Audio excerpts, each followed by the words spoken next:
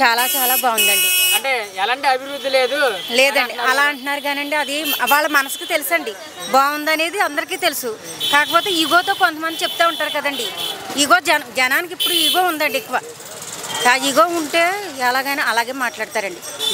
కానీ అన్నీ కూడా అందరికీ అందుతున్నాయండి. అందరు లేని వాళ్ళు ఎవరు లేరండి. ఇప్పుడు మా అమ్మాయి ఉందండి, విద్యాదీవెన వల్ల మేము చదివించుకుంటున్నామండి.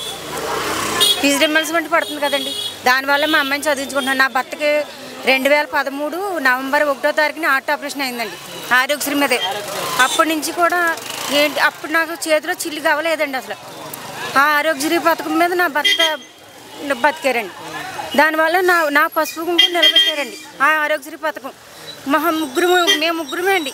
మా అమ్మాయి ఒక్కతే మాకు. అసలు ఈ అమ్మాయిని చదివించుకునే స్థితిలో లేమండి. అప్పుడు 10థ్లోకి వచ్చిందండి అమ్మాయి.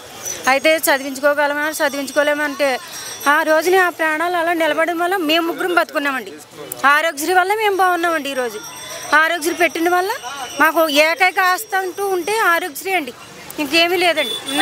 నా భర్త లారీ మీద డ్యూటీ చేస్తూ ఉంటారండి, డ్రైవరు.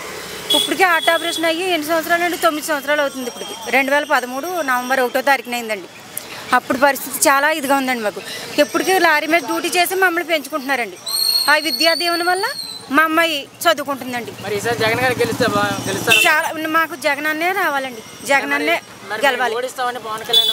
లేదండి, అసలు జగన్ అన్నే గెలవాలండి. ఎందుకంటే మా అమ్మాయి ఇప్పుడు ఎంటెక్ చదువుతుందండి, జేఎన్టీలో ఎంటెక్ చదువుతుందండి ఈ అమ్మాయి, ధర్మలో అండి. జగన్ అన్నే రావాలండి. జగన్ అన్న వస్తే ఇంకా మా లాంటి వాళ్ళకి ఇంకా బాగుంటుందండి. పేదలకి మా లాంటి వాళ్ళు అందరూ బాగుండాలంటే జగన్ అన్నే రావాలండి, జగన్ అన్నే గెలవాలండి. ఎందుకంటే నాకు ఇప్పటికీ కూడా జగన్ అన్న ఈ చేసి పథకాలు ఏంటండి అన్నీ కూడా చూస్తుంటే ఎంత మంచి వ్యక్తి అనిపిస్తూ ఉంటుందండి. ఓహో, భగవంతుడు పంపించిన మనిషి అనిపిస్తూ ఉంటుందండి నాకు. ఒకసారి అయితే ఏలూరులో చూడండి, అంటువ్యాధులు వచ్చేసి పిల్లలందరూ అంటువ్యాధులను పడిపోయారు. అప్పుడు ఆ అంటువ్యాధులకు కూడా భయపడకుండా వాళ్ళ దగ్గర కూర్చుని వాళ్ళని ఎలా తాకుతుంటే నాకు కళ్ళలో నీళ్ళు తిరిగినాయండి. ఎందుకంటే అయ్య బాబు ఎంత మంచి మనిషా, ఎవరైనా అయితే అంటువ్యాధులు వచ్చేసి అయ్య బాబు ఎలా ఉంటుందో అనిపిని భయపడిపోతారు అధికారులు. ఇదేంటి ప్రజలను పరిపాలించే వ్యక్తి ఇంత మంచి వ్యక్తి, ఇలాంటి వ్యక్తే కదా మనకు కావాలి అనిపించిందండి నాకు. నిజంగా నాకు చాలా చాలా ఇప్పటికీ కూడా జగనన్నే గెలవాలండి, ఎప్పటికీనండి. ఎందుకంటే జగనన్న తప్పండి ఇంకొకరు ఎవరికి గెలవకూడదండి నా ఉద్దేశం ప్రకారం కదండి.